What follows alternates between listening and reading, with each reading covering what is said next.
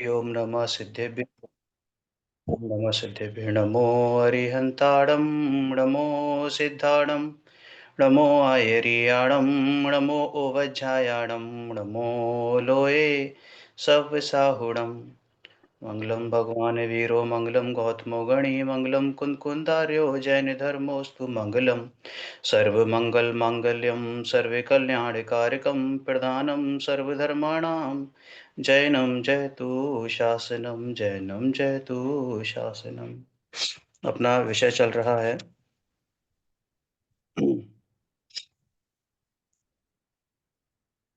चर्चा चैतन्य की, page number 130। भैया इसमें जो लास्ट टाइम हमारी बात हुई थी वो एक्चुअल में कुछ नेटवर्क की वजह से वो कुछ क्लियर नहीं हुआ था। तो इसमें प्रश्न किया था कि जैसे प्रतिभास दो का होता है, ऐसा कुछ डाउट था कि प्रतिभास दो का होता है और जानना एक का होता है। ठीक है आपकी ना? आपकी कक्षा के सभी सभी लोग आ गए जो इस कक्षा को सुन रहे हैं, वो सभी आ गए। मैसेज कर दिया है, अब जिसको ज्वाइन करना होगा वो देख लेंगे, चलो बाकी ठीक है, तो है। कोई नहीं। बाकी चलो ऐसे ही बताओ होता है। बताओ बताओ। देखिए। हाँ, कि तो बाबूजी ने कहा कि नहीं वो गलत बात है, क्योंकि दो का प्रतिभास होता है, ये तो बिल्कुल गलत है। क्योंकि प्रतिभास तो हम्म स्वयं ज्ञान की पर्याय है। हम्म प्रतिभास स्वयं ज्ञान की पर्याय है। और हम्म प्रतिभास दो का हो और ज्ञान एक का हो, अगर ऐसा मान हम्म लिया जाए तो हम्म प्रतिभास एक अलग दूसरे गुण की हम्म। पर्याय मानी जाएगी। अब लेकिन सुनो, प्रतिभास तो सबसे ज्ञान पहले, की पर्याय हाँ पहले ये क्वेश्चन को समझ लेते हैं। ये क्वेश्चन क्रिएट हुआ कि प्रतिभास तो दो का हुआ और जानना एक का हुआ, तो दो का हुआ प्रतिभास का मतलब क्या? इसका क्या मतलब है? इस जगह दो, ठीक है, जगत में दो वस्तु है, कोई बात नहीं, थोड़ा सा, जगत में दो वस्तु है, एक मैं हूं और एक पर है। तो क्वेश्चन ये हुआ कि जब मैं अपने को भी जान रहा हूं और पर को भी जान रहा हूं, केवल ज्ञान की अपेक्षा से ऐसा हो सकता है, संभव तो तभी ऐसा कि जब हम एक समय में दो वस्तुओं को जाने, एक बार में एक वस्तु को जाने, ऐसा तो छद्मस के लिए पॉसिबल ही नहीं है। तो क्वेश्चन ये क्रिएट होता है कि जब एक बार में हम दोनों को जान रहे हैं, देखो किसका, जरा एक बार म्यूट करवाना। हाँ, तो हम प्रतिभास किसका माने? दो का प्रतिभास माने या एक का प्रतिभास माने? क्योंकि जहां पे केवल ज्ञान होगा वो स्वपर प्रकाशक है, वहां पे स्व और पर दोनों जानने में आ रहे हैं। तो प्रतिभास दो का हुआ, एक क्वेश्चन तो ये उठा। उसी के अंदर दूसरा क्वेश्चन और क्रिएट हो गया कि नहीं, अगर हम आत्मा में उपयोग स्थित है और पर भले ही जानने में आ रहा हो, तो हम पर का तो प्रतिभास मानेंगे नहीं, परंतु स्वयं का प्रतिभास जो अपनी तरफ उपयोग है उसका प्रतिभास मानेंगे। ऐसे दो क्वेश्चन हो गए। समझ में आ गई दोनों बातें कि प्रतिभास एक का होता है या प्रतिभास दो का होता है? यही बात समझ में या नहीं समझ में? सभी समझ गए? भैया फिर से एक बार अब बताओ। बेसिकली मतलब हाँ बेसिकली जैसे कि जिस समय अपना शुद्धोपयोग के काल की बात हो रही है, या फिर नॉर्मल जब हम शुद्धोपयोग में बाहर हैं हाँ, देखो उस समय की जानने बात की है। बात है, क्वेश्चन ये है प्रतिभास माने, सबसे पहले प्रतिभास का अर्थ क्या होता है? प्रतिभास का अर्थ होता है जानना। प्रतिभास का क्या अर्थ होता है? जानना। लेकिन कोई प्रतिभास के अर्थ को तो समझता नहीं कि प्रतिभास का मतलब क्या है। प्रतिभास का हम कुछ एक अलग विशेष मतलब निकालते हैं।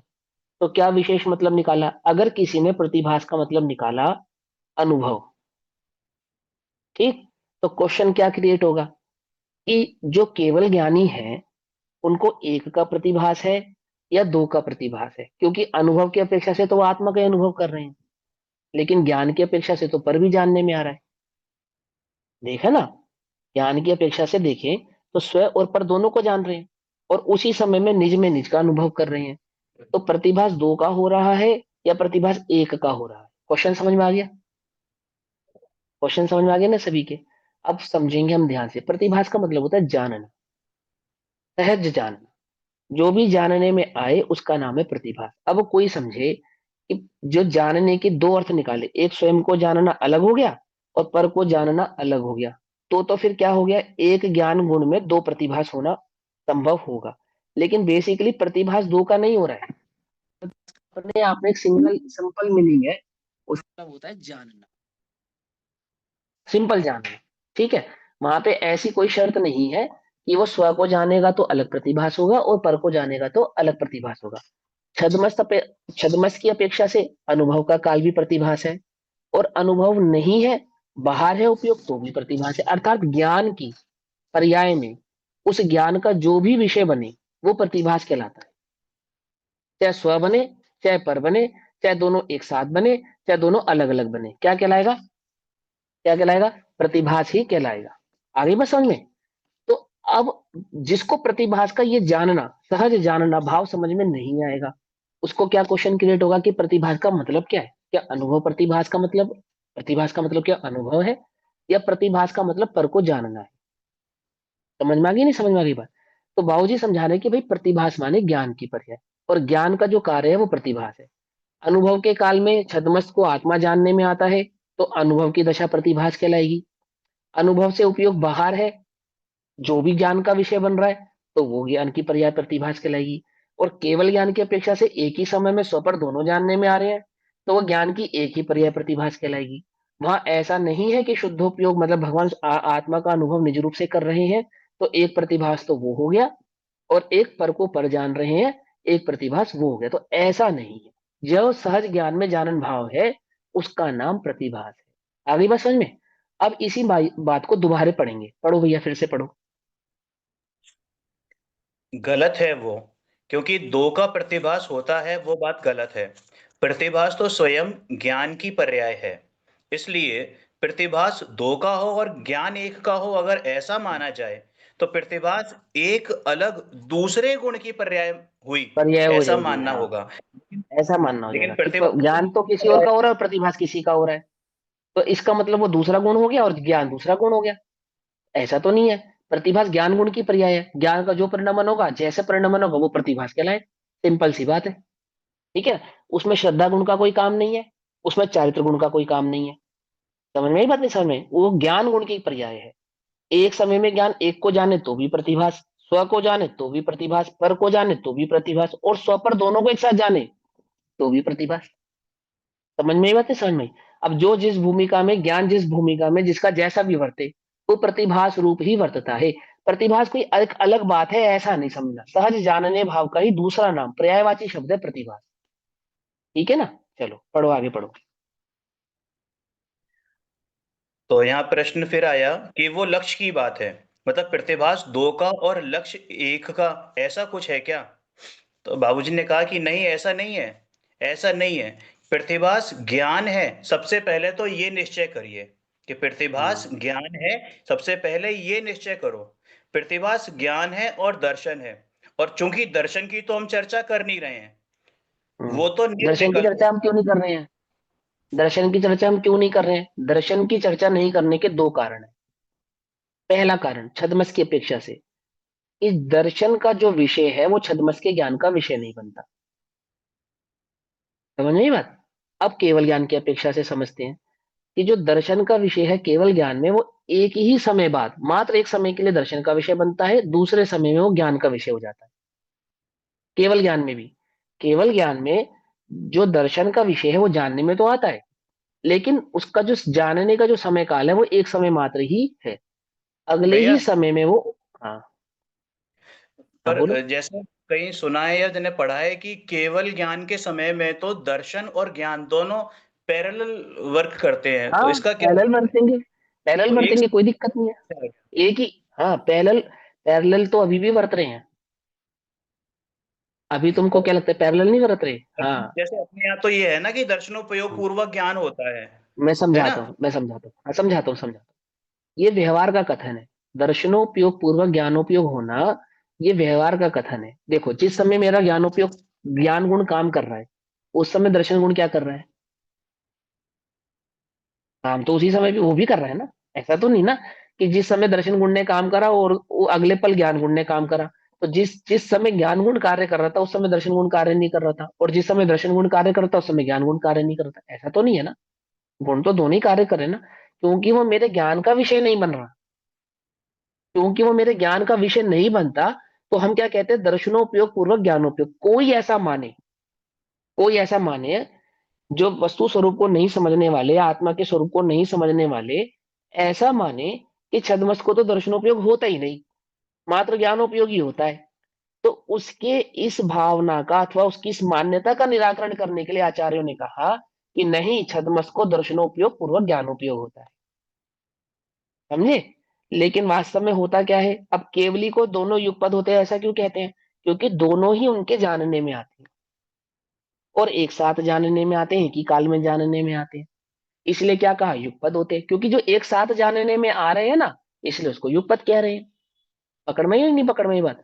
अब जो एक ही साथ जानने में आ रहे हैं तो भी, क्योंकि क्योंकि जो दर्शनोपयोग होता है वो निर्विकल्प होता है। निर्विकल्प मतलब जानते हो क्या होता है? निर्विकल्प माने उसमें भेद नहीं होता, सत्ता मात्र का अवलोकन। सत्ता मात्र का अवलोकन होता है। और ज्ञान में आपो आप ही एक ऐसी योग्यता है कि जिसकी भी सत्ता उसके ज्ञान ज्ञान का विषय बनती है, जो भी सत्ता, वो तुरंत ही उस सत्तावान भी ज्ञान का विषय बन जाता है। पकड़ में ही बात नहीं? पकड़ में ही। सत्ता और सत्तावान, यानी सत्ता, सत्ता माने है, और अगला ही क्वेश्चन है कि कौन है। मेरी बात समझे नहीं समझे? आप सो रहे थे, अच्छी गहरी नींद में सो रहे थे, और आपने नींद में आवाज सुनी। आवाज आई आप सबको? तो आपने ये नहीं पूछा कि ये पेंसिल की आवाज सुनते क्वेश्चन उठा क्या है? कुछ बात नहीं, आवाज सुनी और सुनते ही क्या है। पकड़ में ही नहीं? पकड़ में ही मत। ऐसे ही वहां जो दर्शनोपयोग की विषय वस्तु है, सत्ता, किसकी, कौन, कैसा, ये सारा का सारा उस ज्ञानोपयोग में झलकने लगता है। और ऐसा प्रति समय निरंतर ही हो रहा है, निरंतर ही हो रहा है। वो केवल ज्ञान है भाई।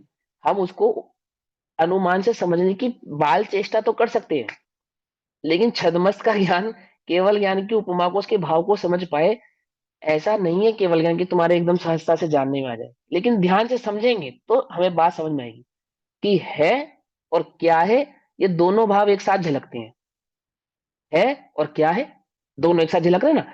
क्योंकि वो निर्विकल्प है, इसलिए उसका समय काल एक समय ही है, एक समय ही है। और क्या है, वो विकल्प होने से उसमें भेदभाव आपो आप ही प्रकट होता है। तो यहाँ पे क्या समझना कि वो एक समय का है, और उस एक समय की विषय वस्तु आपो आप ही क्या हो जाती है? ज्ञानोपयोग का विषय बन जाती है ऑटोमेटिकली। तो इसीलिए अगर हम छद्मस की अपेक्षा से बात करें तो भी, और हम केवल ज्ञान की अपेक्षा से बात करें तो भी, तो ऐसा भेद यहाँ पर नहीं है। ठीक है ना? अब दोबारा पढ़ेंगे इसी लाइन को, फिर से इसमें पढ़ो। भैया जो दर्शनोपयोग जैसे पूर्वक ज्ञान होता है, तो उसमें वस्तु की अपेक्षा हम ये बात कह रहे हैं ना कि पहले दर्शनोपयोग हुआ, फिर उसी वस्तु का बाद में ज्ञान ज्ञान में जब आई, तो उस अपेक्षा हाँ, से वहां आ गया। लेकिन उसी के दर्शनोपयोग में वस्तु ऐसा भेद नहीं है। दर्शनोपयोग में तो है, भाव है।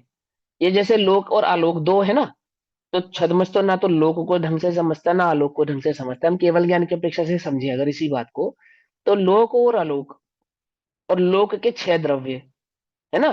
तो जो छह छह द्रव्य, और छह द्रव्यों में आकाश का लोक और आलोक भाव, ये समस्त भाव एक साथ दर्शनोपयोग का विषय बनता है, एक साथ। और जैसे ही एक समय में दर्शनोपयोग का ये विषय बना, अगले ही पल में लोक आकाश, अलोक आकाश और छह द्रव्य आदि उसका परिणमन, द्रव्य गुण प्रिय, सब ज्ञान का विषय आपो आप बन जाते हैं। अब ऐसा प्रति समय हो रहा है, ये तो एक समय की बात बताई, ऐसा आपो आप प्रति समय हो रहा है। समझे नहीं समझे? तो इसलिए वहां पे उसको युगपत कहा, और उसके युगपत भाव को हमें अच्छे से समझना चाहिए। ठीक है ना? तो वो दर्शनोपयोग का विषय वस्तु बनती है। हम अपेक्षा से कथन तो कर सकते हैं, लेकिन वास्तव में अस्तित्व मात्र, अस्तित्व मात्र। ठीक है ना?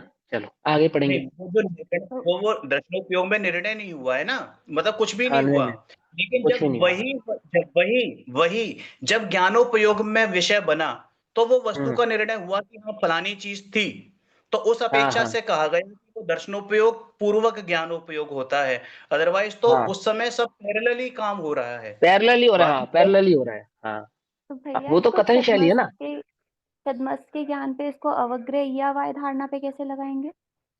ये अवग ये अवगाय धारणा आदि किसके भेद है? दर्शनोपयोग के या ज्ञानोपयोग के? मति ज्ञान। जिनों का प्रश्न है उनको उत्तर देने दो। ज्ञानोपयोग का, ज्ञानोपयोग के। तो बस, तो ज्ञान में तो होता ही है ना विकल्प सारे, ज्ञान में तो सारे भेद हैं ही, उसकी तो कोई बात ही नहीं है। दर्शन में नहीं तो कौन सा भेद है? अवग्रह तो जैसे श्रद्धान होता है ना कि कुछ है, देखो अस्तित्व सुनो, का जब श्रद्धान होता है। देखो सुनो, जितने भी हैं, वो तो अवग्रह छद्मस के ज्ञान की अपेक्षा से जो कहा कुछ है, वो ज्ञान की क्षयोपशमिक शक्ति की अपेक्षा से बात है कि ज्ञान में इतना क्षयोपशम नहीं है कि वो एकदम से वस्तु को पहचान ले। थोड़ा समय लगाया उसने वस्तु को पहचानने में। इसका मतलब ये नहीं है कि वो दर्शनोपयोग का विषय है। मेरी बात समझना ध्यान से। इसका मतलब ये नहीं, अगर ज्ञानोपयोग में जो अवगाह्य है, ईया है, धारणा आदि है, वो तो सिर्फ छद्मस्त के कार्य करने की स्लोनेस है। कि वो छद्मस्त का ज्ञान इतना प्रबल या इतना पावरफुल नहीं है कि वो एक समय में उस बात की गणना कर पाए, मतलब बहुत कम समय में एकदम से जान पाए कि वस्तु क्या है। जैसे अभी हमें बात याद हो, जैसे फॉर एग्जाम्पल, एक द्रव्य दूसरे द्रव्य का करता नहीं है, एक सिद्धांत है ये, सबको पता है। लेकिन कथा प्रवचन करते समय या चर्चा करते समय या कक्षा लेते समय मैं ये सिद्धांत एक समय के लिए भूल गया। तो मैंने कहा वो है ना एक सिद्धांत हमारा, अम, एक द्रव्य दूसरे द्रव्य का करता नहीं। ये जो मैंने ये किया, ये क्या है, क्या है, क्या कहेंगे इसको? क्षयोपशम ज्ञान। हाँ, क्षेपक्षम ज्ञान।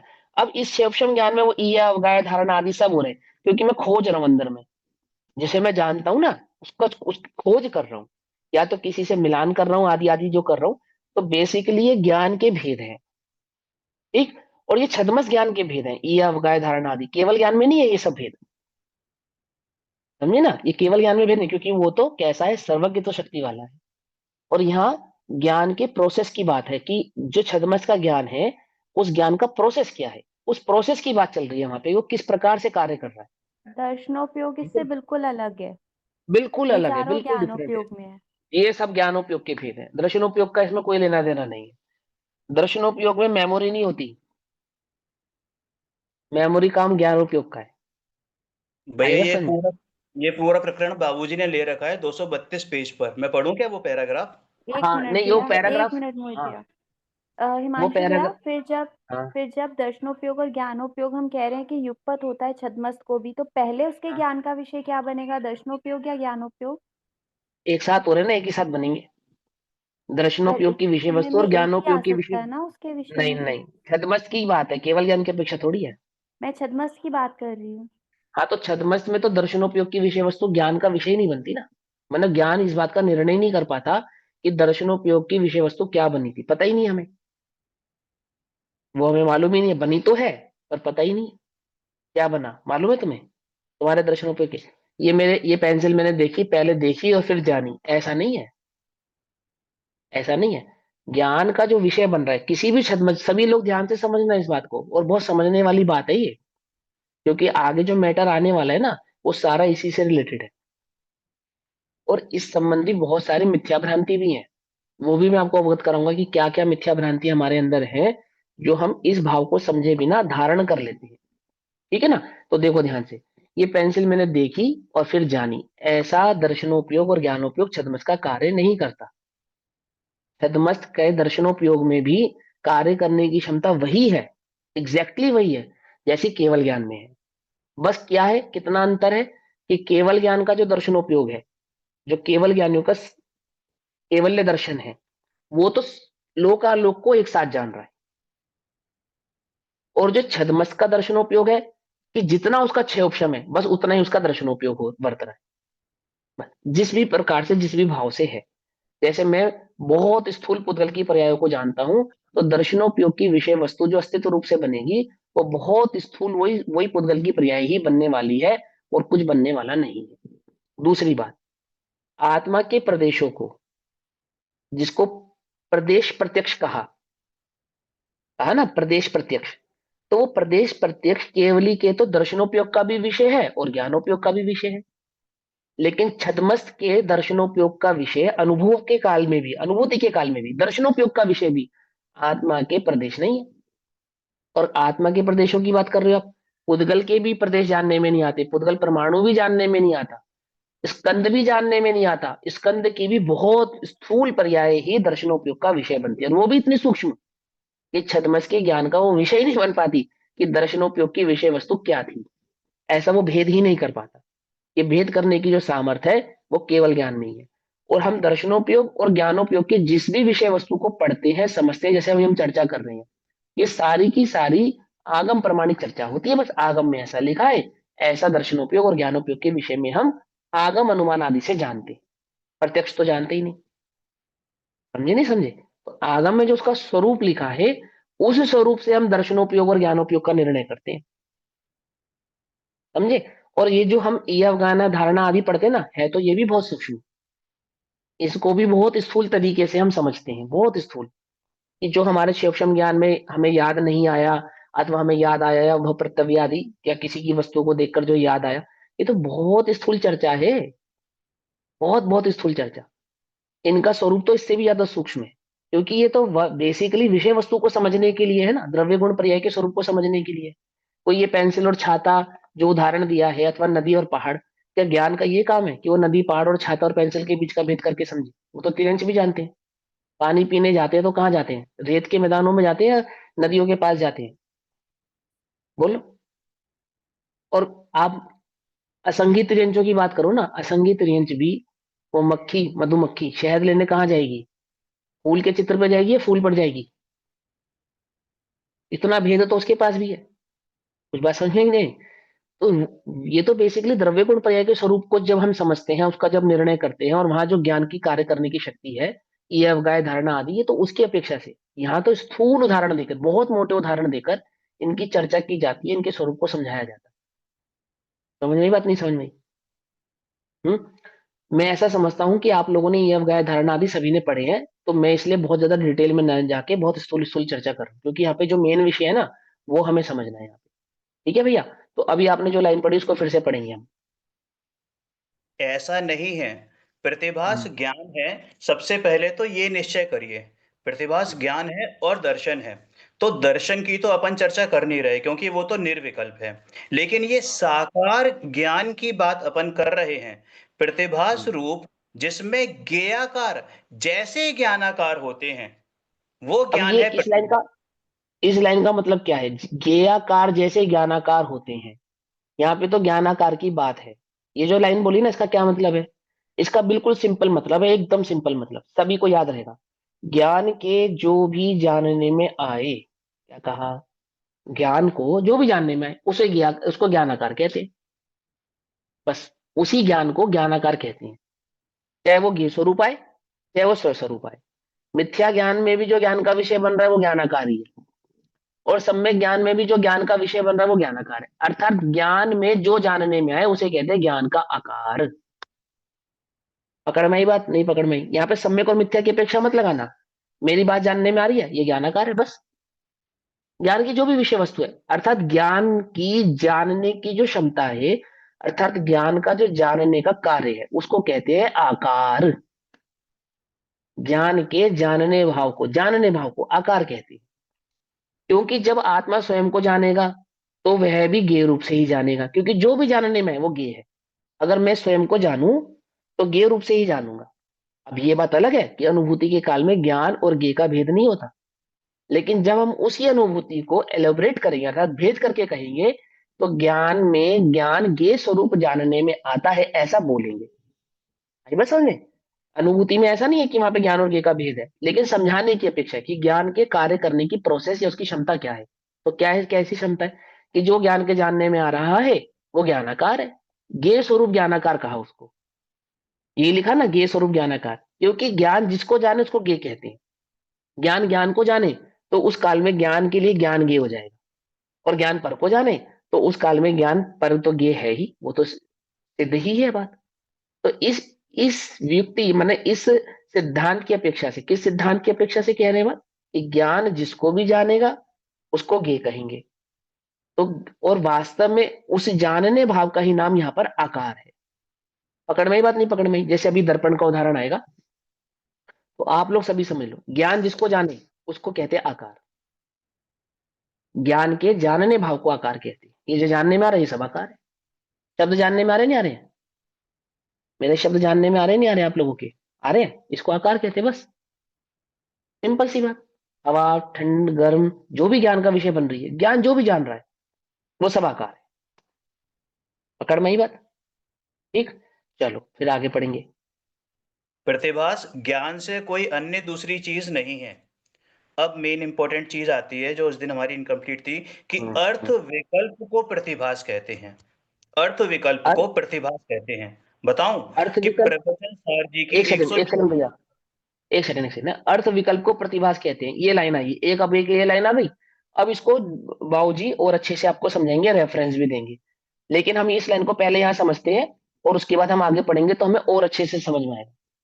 ज्ञानोपयोग और दर्शनोपयोग की जो विषय वस्तु है एक ही समय में एक साथ, ठीक है, उसको प्रतिभास कहते हैं। अभी यहाँ पे छद्मस और केवल ज्ञान की बात को गौण कर दो। हम किसकी बात कर रहे हैं? ज्ञान की जो मैक्सिमम क्षमता है वो केवल ज्ञान है। ज्ञान की जो मैक्सिमम क्षमता है, दर्शन की जो मैक्सिमम क्षमता है वो क्या है? वो केवल ज्ञान और केवल दर्शन है ना। अभी हम मैक्सिमम, उसकी मैक्सिमम पावर की अपेक्षा से चर्चा करेंगे, फिर उसकी मिनिमम पावर पे उसको अपने आप घटाएंगे। तो अभी यहाँ क्या कहते हैं कि अर्थ और विकल्प। अर्थ विकल्प मतलब क्या? अर्थ माने दर्शनोपयोग की विषय वस्तु, विकल्प माने ज्ञानोपयोग की विषय वस्तु। दोनों एक साथ का वर्त रहे हैं, छद्मस्त को भी एक साथ वर्त रहे हैं और केवली को भी एक साथ वर्त रहे हैं, क्योंकि छद्मस्त के तो जानने में ही नहीं आता दर्शनोपयोग का विषय। इसलिए हमने छद्मस्त की बात को तो यहाँ पे कर दिया गौण, कि आप कंफ्यूज ना हो जाए। हम केवल ज्ञान की अपेक्षा से बात करेंगे। वो तो आप मानते हो ना कि भगवान को दर्शनोपयोग और ज्ञानोपयोग एक साथ होते हैं, ये तो आप सभी मानते हो क्योंकि आप आगम की मानते हो। तो आगम में ऐसा ही लिखा है। तो वहां ये कहते हैं कि जो ज्ञानोपयोग और दर्शनोपयोग एक समय में एक साथ वर्ते, तो एक ही समय में है और उस ही समय में क्या है ये दोनों जानने में आया, है ना। अस्तित्व भी जानने में आया और किसका अस्तित्व है ये भी जानने में आया, एक ही समय में जानने में आया ना। इसको कहा प्रतिभास, समझे? क्योंकि ज्ञान दर्शन के बिना नहीं होता और दर्शन ज्ञान के बिना नहीं होता। पकड़ में ही बात नहीं? पकड़ में? दर्शन ज्ञान का ही एक भाव है, मतलब अलग, दोनों गुण अलग अलग हैं, पर मैं समझाने की अपेक्षा से कह रहा हूं। क्यों? ज्ञान का ही लक्षण है दर्शन, ज्ञान के बिना नहीं है, ज्ञान से अलग नहीं है, ज्ञान से जुदा नहीं है। जैसे अस्तित्व है, वो तो अन्य गुणों का भी है, जिनमें जिनमें ज्ञान नहीं है उनके पास भी है। वस्तु तो है, जिनमें ज्ञान नहीं है उनके पास भी है या नहीं? लेकिन दर्शन ये वही होगा जहां ज्ञान होगा, अथवा ज्ञान ये वही होगा जहां दर्शन होगा। समझ में आई बात? नहीं समझ में आई?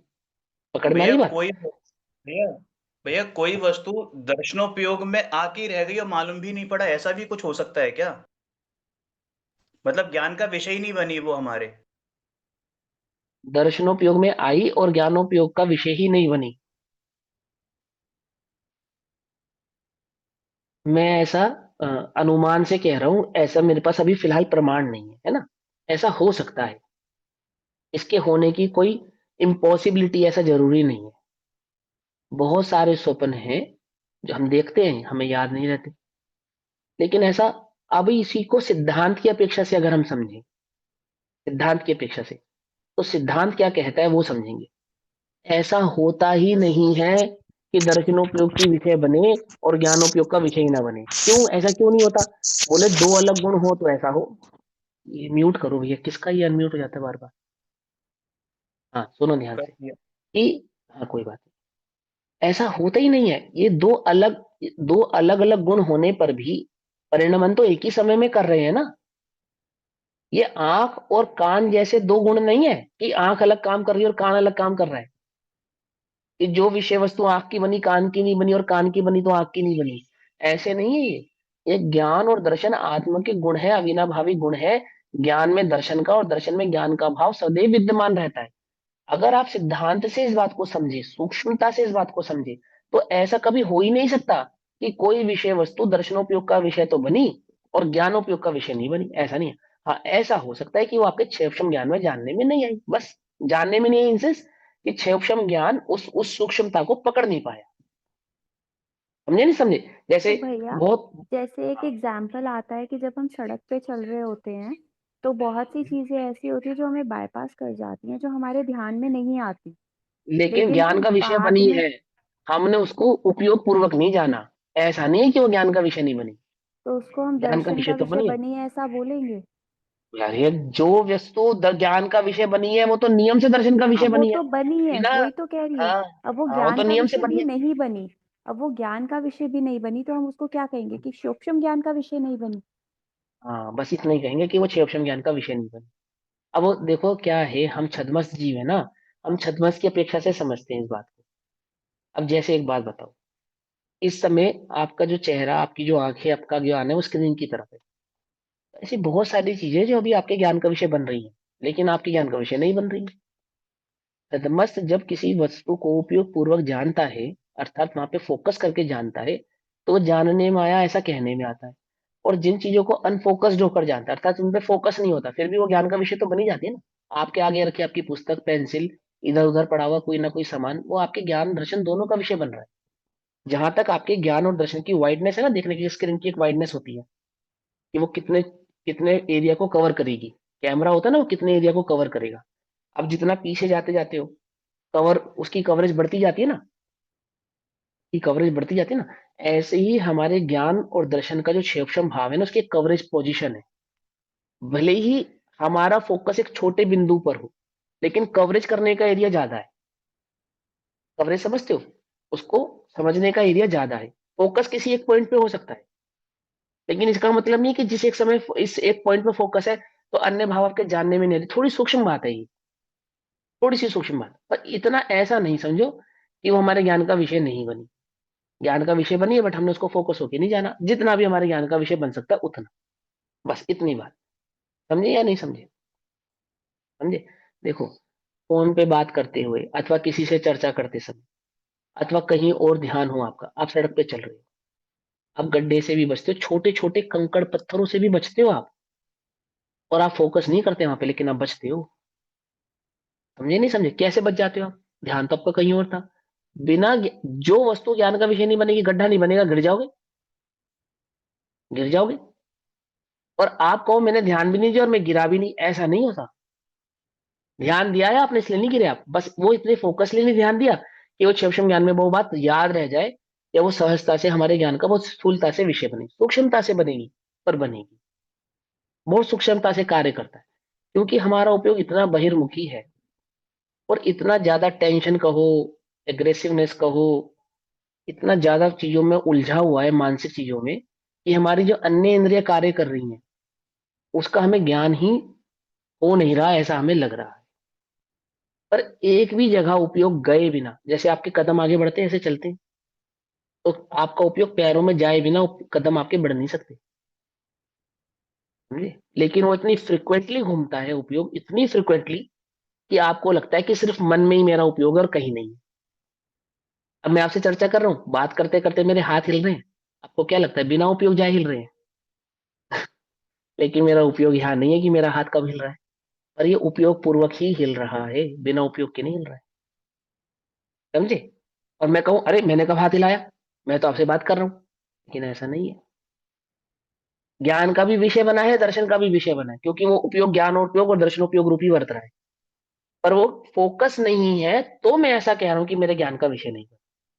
पर बिना ज्ञान का विषय बने ये क्रिया हो सकती नहीं। पकड़ में आई बात, नहीं पकड़ में आई? और भैया समझे? जब ऐसा देखते देखते गिर जाते हैं तो फिर उसका क्या वो है? वो भी अगर ज्ञानोपयोग और दर्शन उपयोग का विषय है। ऐसा नहीं देखते देखते गिरे हो तो भी, बस आप संभल नहीं पाए, वही एक अलग बात है। विषय तो बना ना, आपको पता है ना आप गिरे हो, और आपने देखा था ना, और गिरने से पहले देखा था ना, और आपको पता था ना मैं गिर जाऊंगा, और बचने की कोशिश की थी ना, फिर भी गिर गए ना। तो कैसे इतना सब कुछ ज्ञान ने जान लिया? सब हुआ ना। वो इतनी तेजी से होता है कि हम उसको समझ नहीं पाते, ऐसा। चलो जी, आगे पढ़ो।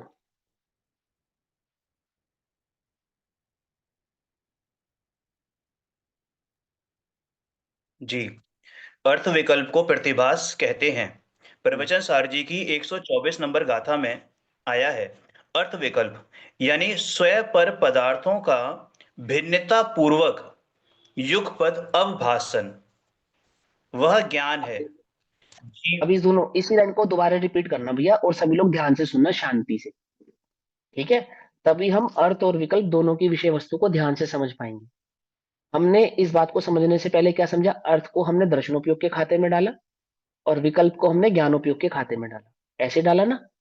अर्थ माने दर्शनोपयोग की विषय वस्तु, विकल्प माने ज्ञानोपयोग की विषय वस्तु। ये सब याद रखना। ये लाइन याद रखोगे तो जो आगे आने वाली लाइन है वो समझ में आएगी।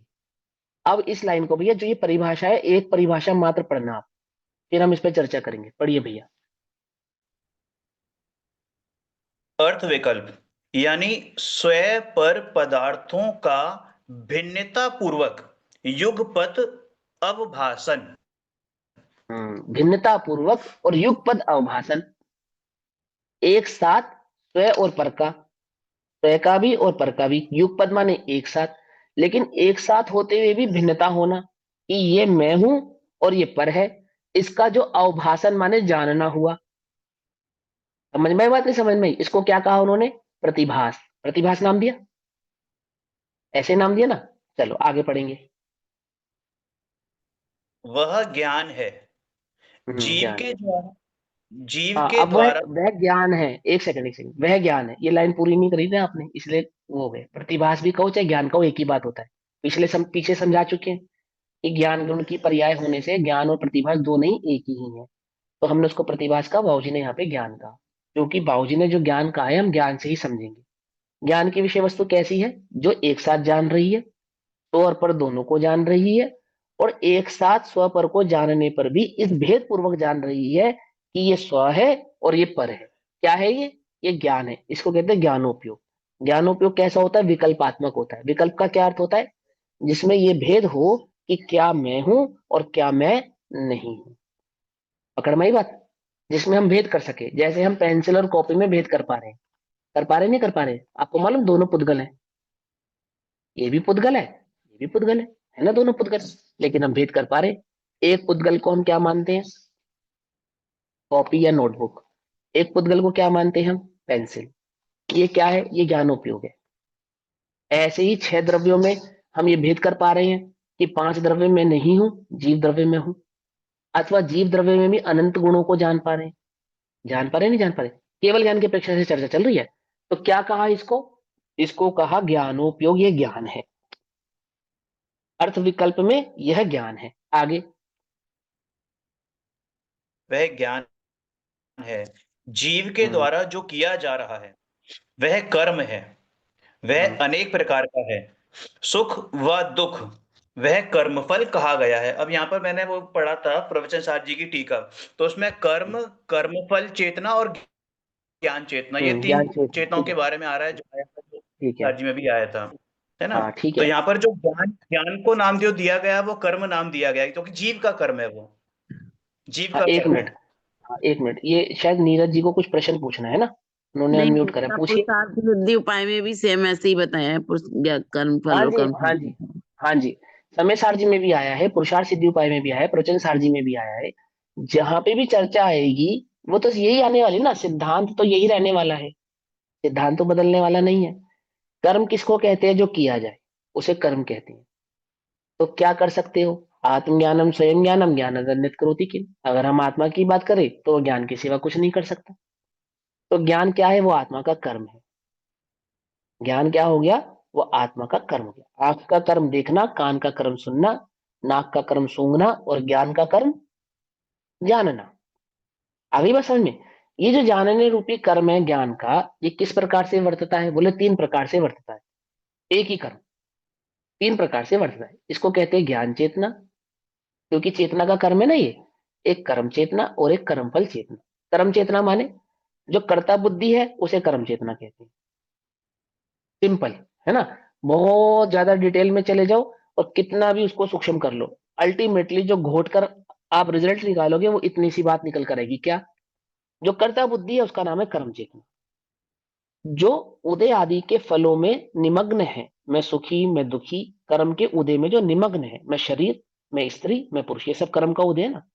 तो जो उदय के अनुसार प्राप्त जो फल है उसमें जो मग्न है उसको कहते हैं कर्मफल चेतना।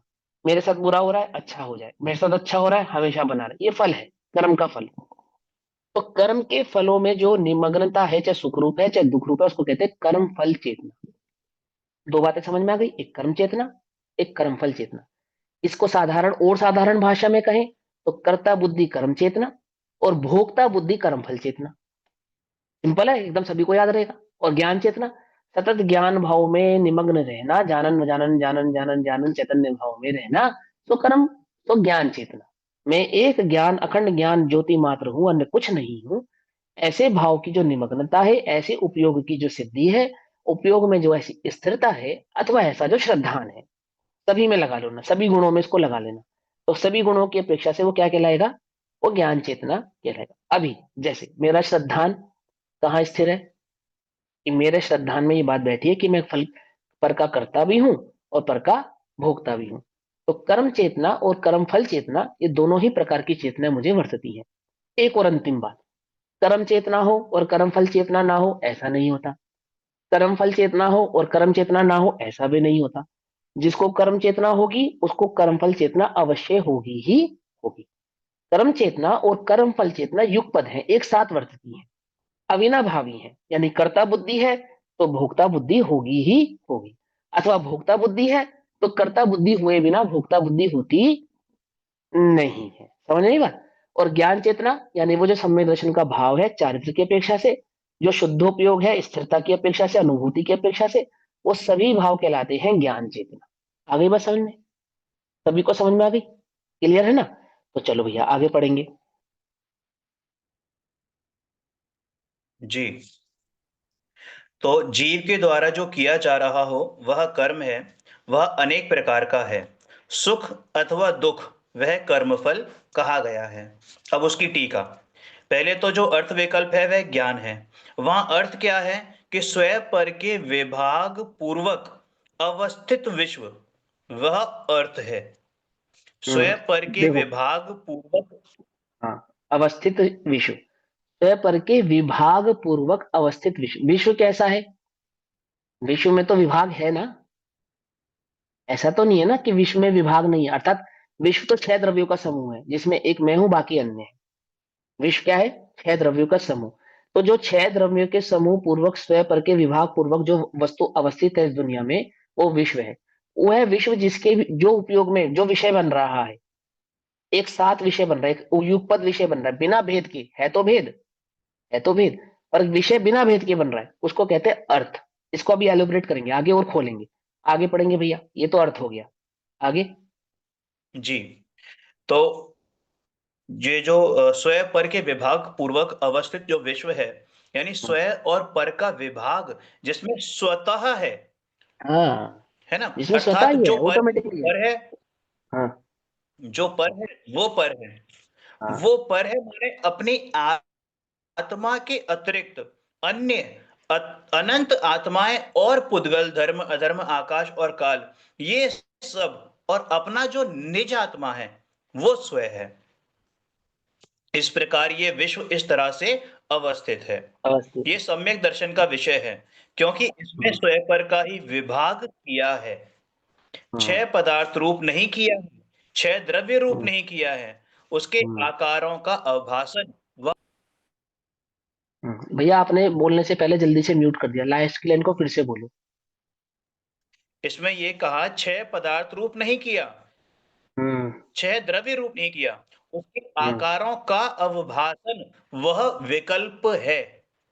उसके आकारों का अवभाषण वह विकल्प है। ठीक है। आगे, आगे आगे पढ़ो, एक साथ कर दूंगा। यहाँ पर एक ही लाइन है ना क्योंकि। हाँ कहने की इसको स्पष्टीकरण तो देखो, पहले अच्छी तरह से सुन लो ध्यान से कि पहले तो जो अर्थ विकल्प है वह ज्ञान है। अर्थ का हम्म, विकल्प वो ज्ञान है। अर्थ का हम्म, अर्थात पदार्थ का जानना वो ज्ञान है। हम्म, फिर यहाँ अर्थ का डिफाइन किया है कि स्वयं पर के विभाग पूर्वक अवस्थित विश्व, वह अर्थ है। उसके हम्म, आकारों का अवभाषण वह विकल्प है। तो ये हम्म, पहले ज्ञान कह दिया ना, ये ध्यान में रखने वाली बात है। हम्म। प्रथम तो अब अब अब अर्थ अब अब विकल्प रुको, अब यहाँ वह पे रुक ज्ञान जाओ। है। हाँ, अब यहाँ पे रुक जाओ। पहले तो अर्थ विकल्प यह ज्ञान है, हमने यहाँ तक पढ़ा, ठीक है। अब हम इसके आगे पढ़ेंगे भैया, इसको रिपीट नहीं करना आप, क्योंकि फिर वो थोड़ा सा लोग कंफ्यूज रहेंगे। अभी समझ लो जितना आपने पढ़ा। जिनके पास पुस्तक है बहुत बढ़िया बात है, जिनके पास नहीं है वो थोड़ा फोकस यहाँ करके पढ़ेंगे, और जिनके पास पुस्तक है वो पुस्तक से भी मिलान कर लेंगे। दो बातें समझा रहे बाबूजी हमको, ज्ञान और दर्शन। ज्ञानोपयोग और दर्शनोपयोग का जो कार्य है वो क्या है? प्रतिभास है, वही ज्ञान है। ठीक है, जानना देखना ये ज्ञान की पर्याय है, जानना भी ज्ञान की पर्याय है, देखना भी ज्ञान की पर्याय है। ठीक है ना? ज्ञान की पर्याय कहने का तात्पर्य जानना भाव, जो जानने में आ रहा है। अब वो दो प्रकार से जानने में आता है, एक तो भेद रूप, एक अभेद रूप। अगर हम किसी वस्तु को अभेद रूप से जान रहे हैं तो क्या उसमें भेद नहीं है? अगर हमने पूरे विश्व को अभेदता से जाना है, ऐसे भाव से जाना, जैसे हमने संतरा ऐसा जाना, तो क्या छिलका और संतरा में भेद नहीं है? भेद है ना। ऐसे ही दर्शनोपयोग ने पूरे विश्व को जाना, कैसे जाना? अभेद भाव से जाना। लेकिन अभेद भाव से जानने पर भी जो विश्व है वो कैसा है? वो तो 6 द्रव्यों का समूह ही रहेगा ना, भेदभाव वाला ही रहेगा ना। उसमें एक स्वर एक पर रहेगा ना, उसमें अनंत आत्माएं, अनंत अनंत पुद्गल आदि भाव तो रहेंगे ना।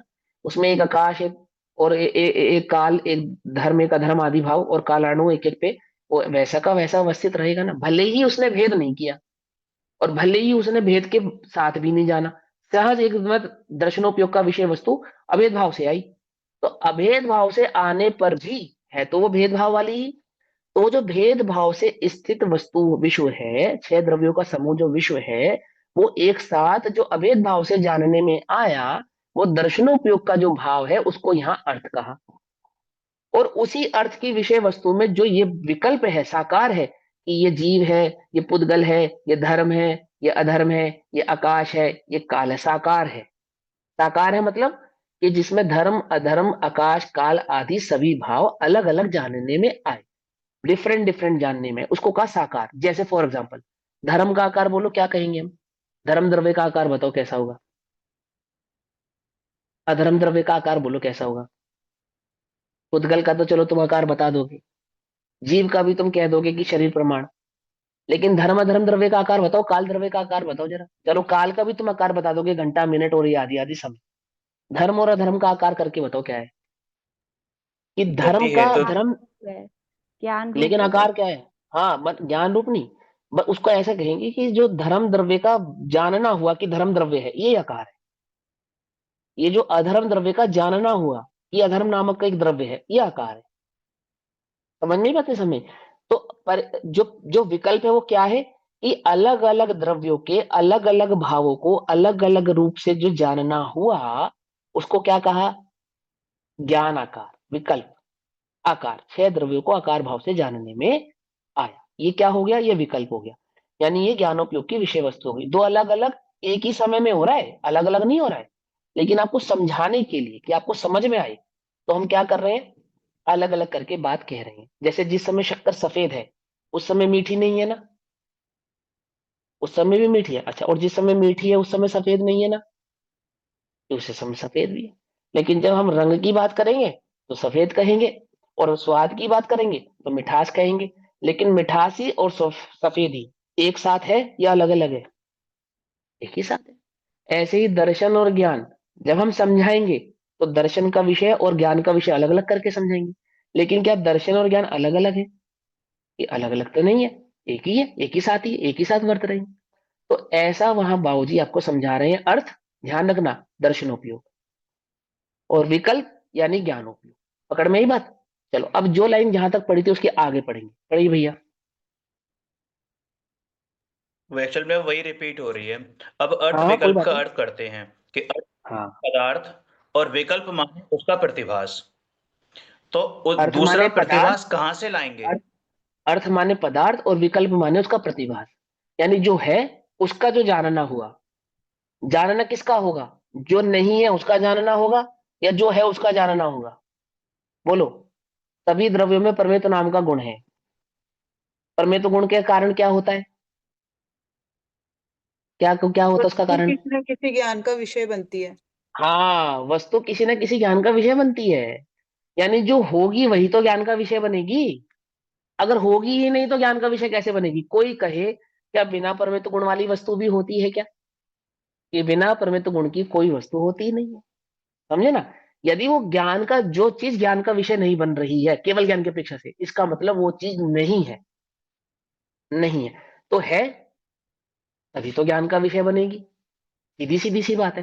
तो है का प्रतिभास, यथार्थ जो है, जो जिसका अस्तित्व है, उसका जो जानना हुआ, तो क्या कहा उसको? है का प्रतिभास। अस्तित्व का जानना हुआ उसको कहा यहाँ पे है का प्रतिभास। आगे बस समझ में? चलो अब आगे। जी। तो दूसरा प्रतिभास कहाँ से लाएंगे हम ज्ञान के हम्म। अतिरिक्त? कि उसके अतिरिक्त दूसरा प्रतिभास होता ही नहीं है।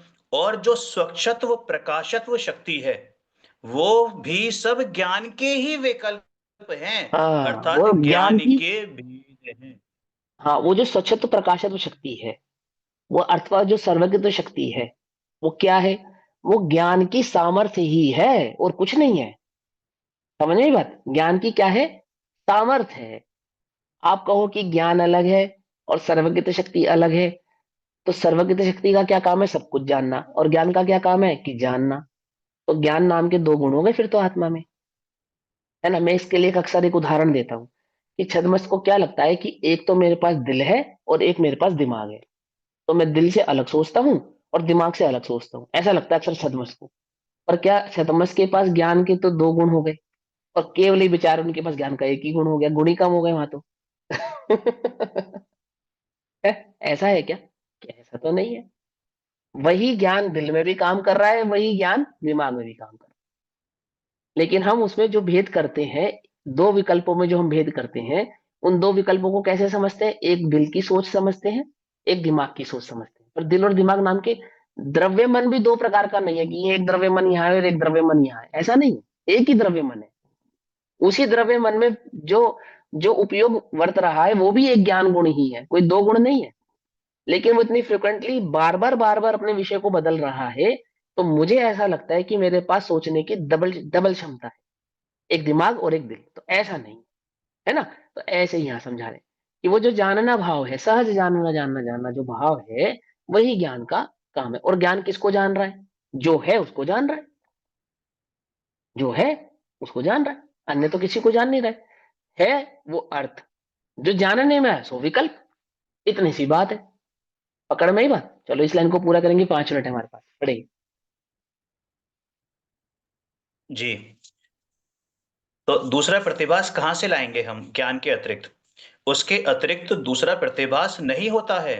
और जो स्वच्छत्व प्रकाशत्व जो शक्ति है, वो भी सब ज्ञान के ही विकल्प हैं, अर्थात ज्ञान के भेद हैं। हाँ, यहाँ पे वो ज्ञान की दर्पण वाला सामर्थ्य है। एग्जाम्पल दिया है। हाँ, ज्ञान के भेद है कहने का मतलब वहां पे स्वच्छता नाम की एक अलग शक्ति है, तो वो तो उसको कह दिया भेद की अपेक्षा से। लेकिन वो है क्या? ज्ञान की सामर्थ्य है। सामर्थ्य ज्ञान की ताकत है।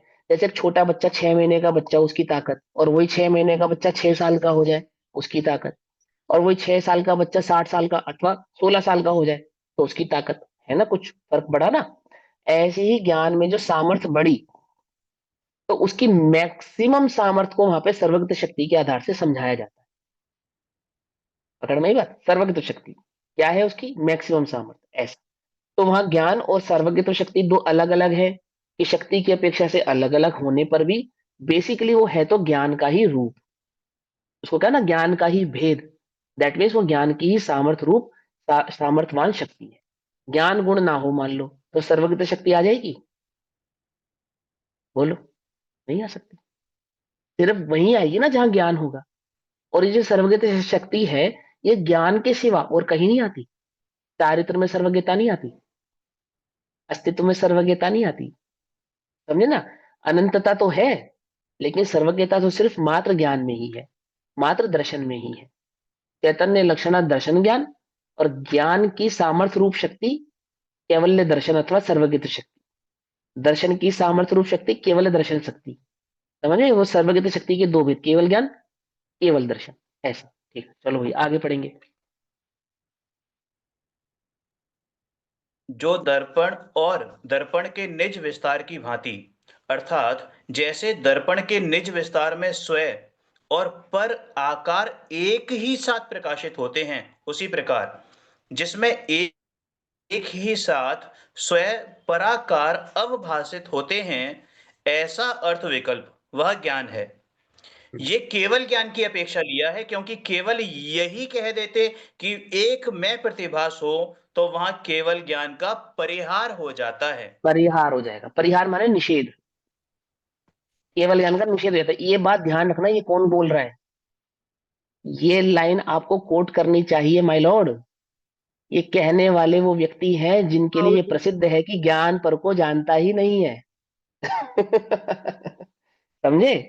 जिनके लिए क्या कहा जाता है कि बाबूजी कहते हैं कि ज्ञान तो पर को जानता ही नहीं है, यही राइट को कोट की जाती है ना उनके लिए। देखो बाबूजी यहाँ पे क्या कह रहे हैं, केवल ज्ञान का परिहार हो जाएगा यदि आप मानो कि केवल एक को ही जानता है, अन्य को जानता ही नहीं। पकड़ में ही बात नहीं। तो हृदय को, ज्ञानी जब कोई बात कहे, उसके हृदय को पूर्व पर पूर्वक ही समझना चाहिए। उसकी एक लाइन पकड़ के शब्द मलेच्छ नहीं होना चाहिए। वहां वो किस अपेक्षा से उस बात को कह रहा है ये भी समझना चाहिए। पकड़ में ही बात है ना। इस लाइन को फिर से पढ़ो ताकि सबके ध्यान में आए क्या कहा बाबूजी ने।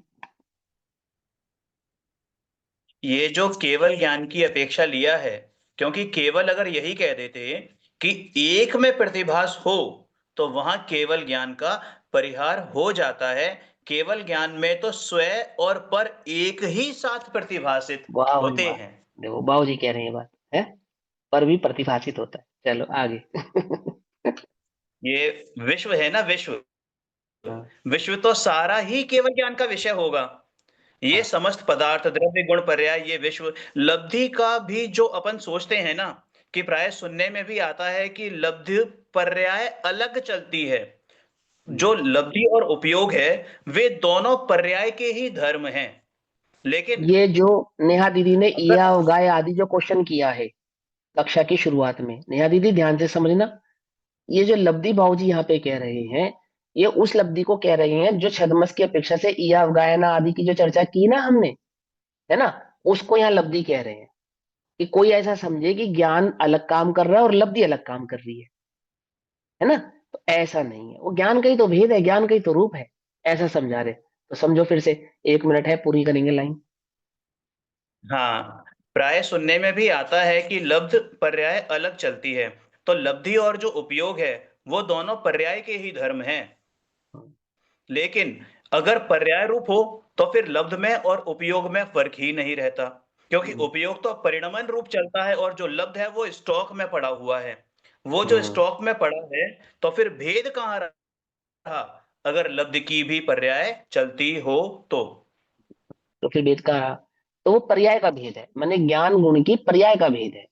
एक ज्ञान, वो भी छद्मस की अपेक्षा से, वो भी छद्मस की अपेक्षा, केवल ज्ञान की अपेक्षा से नहीं। छद्मस के पास एक स्टोरेज सिस्टम है, केवल ज्ञान को स्टोरेज सिस्टम की आवश्यकता नहीं है, क्योंकि वो तो युगपत जान रहा है ना, और तीनों काल की समस्त पर्याय को एक साथ ही जान रहा है और प्रति समय जान रहा है। तो वहां ऐसा नहीं है कि जो पहले जान लिया वो याद में रहा और जो अब आगे जानेगा वो अलग से याद करता रहेगा, ऐसा सिस्टम नहीं है केवल ज्ञान में। ये छद्मस के साथ है कि हमने कुछ बचपन में सीखा, कुछ बड़े होके सीखा, कुछ और बड़े होके सीखा, कुछ जीवन के अनुभव से सीखा, कुछ ठोकर खा के सीखा, कुछ धोखे खा के सीखा, कुछ स्वयं से सीखा, है ना। तो ये जो हमारे ज्ञान में आ रहा है, ये जो इकट्ठा हुआ ज्ञान में, पूर्व का जो ज्ञान, अपने जीवन के 1 2 साल 5 साल 10 15 20 25 साल पुराना जो ज्ञान, इसको कहा लब्धि। और जो वर्तमान में वर्तता हुआ ज्ञान है, इसको कहा ज्ञान। क्या है ये, कि वो लब्धि अलग है और ज्ञान अलग है, बोले ऐसा नहीं, एक ही ज्ञान है। और इस ज्ञान की, इस ज्ञान गुण की पर्याय भेद है कि एक लब्ध रूप है और एक वर्तमान परवर्तमान रूप है, ये छद्मस की अपेक्षा से। ठीक है ना। कोई ऐसा समझे कि स्टोरेज की पर्याय तो किसी अलग गुण की पर्याय है, ज्ञान में जो क्षेपक्षम ज्ञान है, और जो वर्तमान में परिवर्तता हुआ ज्ञान है, ये एक अलग गुण है, तो ऐसा नहीं है। ये जो भेद है, ये मात्र एक ज्ञान गुण की ही पर्याय भेद मात्र है, अन्य कुछ नहीं है। समझे ये बात। चलो अब इसमें एक, कोई नहीं, बाद में समझाऊंगा, कंफ्यूज होगे। अभी लाइन अगर रहती है तो पूरी कर लो, और नहीं पूरी हो गई तो कक्षा समापन करते हैं, आगे पढ़ेंगे। नहीं, ये फिर थोड़ा सा लंबा विषय हो जाएगा, इसलिए इसको कल करेंगे। ठीक है। हाँ चलो, इतना इतना सभी के समझ में आए ना। इस संबंधी कोई प्रश्न हो तो अभी क्लियर कर लो, और अगर नहीं है तो वेल एंड गुड है, फिर हम इस चर्चा को आगे लेकर चलेंगे। ठीक। ये पर्याय के धर्म जो यहाँ कहा गया है भैया, कि जो लब्धि और उपयोग है वे दोनों ही पर्याय के ही धर्म है, तो यहाँ ज्ञान हम्म, की पर्याय के धर्म, धर्म का मतलब यहाँ समझ नहीं आया, पर्याय के धर्म मतलब। पर्याय का धर्म यानी पर्याय, पर्याय का भाव माने पर्याय भेद है, धर्म माने स्वभाव, पर्याय का स्वभाव है। ठीक है ना। ये जो ज्ञान में क्षेपक्षम भाव हुआ, जैसे ज्ञान में सर्वज्ञत शक्ति है, तो ज्ञान तो जानना, और सर्वज्ञत माने सब कुछ जानना। ऐसे ही ज्ञान में क्षेपक्षम भाव है, ज्ञान माने जानना, और कुछ स्टोर कर लेना, और कुछ सतत जानते रहना, बस इतनी सी बात है। तो क्या कहते हैं कि ज्ञान गुण में जो ज्ञान की पर्याय है, उस पर्याय का ऐसा ही धर्म है ना, अर्थम ऐसा ही स्वभाव है कि ज्ञान जिसको जानता है छद्मस अवस्था में, उसमें कुछ चीजों को तो वो स्टोर कर लेता है, यानी मेमोरी में फीड कर लेता है, जित है ना, और कुछ चीजें उसकी मेमोरी में नहीं रहती है। तो जो फीडिंग मेमोरी, यानी मेमोरी में जो स्टोरेज है, वो क्या है, कि कोई अलग गुण है क्या, अलग अलग गुण कुछ नहीं है, एक ज्ञान गुण है, उस ज्ञान की गुण की पर्याय का ऐसा ही धर्म है कि जो जानता है उसमें कुछ भाव को स्टोर यानी कि याद, स्मृति में बनाए रखता है। स्मृति किसका भेद है, दर्शन का या ज्ञान का। ज्ञान का। हाँ, उससे बताओ क्या नाम है कर्णन योग से। ये अवगाय धारणा आदि स्मृति धारणा किसके किसके भेद है ये सब। धारणा में हुआ। मति हाँ तो स्मृति। हाँ तो ये धारणा किसका भेद है। ज्ञान का। मति मति ज्ञान। श्रुत का है ना भेद। मति श्रुत का भेद है ना। और मति श्रुत किसके भेद है। ज्ञान के भेद है। ज्ञान के भेद है। मति दर्शन और शुद्ध दर्शन थोड़ी होता है, मति ज्ञान और शुद्ध ज्ञान होता है। सिंपल सी बात। समझे। तो उनके जो पिताजी वो तो ज्ञान ही रहे ना। समझे ना। अब ज्ञान के जो दो भेद करें मति और श्रुत, तो ज्ञान में दो भेद नहीं होते, ज्ञान में दो भेद करना उपचार है। ऐसे ही मति श्रुत का जो कार्य में भेद किए भेद नहीं होते, उस ज्ञान में ही मति श्रुत में भी जो भेद किया सो वो है उसमें उपचार में भी उपचार है क्या एक ज्ञान गुण की ही पर्याय है। कैसे परिणमती है। मति रूप श्रुत रूप। और मति श्रुत रूप भी कैसे परिणमती है, ये अवगाय धारणा आदि उसको छह ऑप्शन कह देते हैं। उसको छह ऑप्शन कह देते हैं। तो एक ज्ञान गुण की ही पर्याय है, दो अलग अलग गुण नहीं है, ऐसा यहाँ पर कह रही है। क्लियर हुआ है ना। चलो बाकी चर्चा कल करेंगे, तब तक सभी को जय जिनेन्द्र। ओम नमः सिद्धेभ्य। जय वीरेंद्र। मुझ में भाई यह अनंत उपकार है, उसके लिए जिन वाणी माँ को वंदना, शतबार है वंदना शतबार। देख सभी को जान सादर जय जिनेन्द्र। नानी।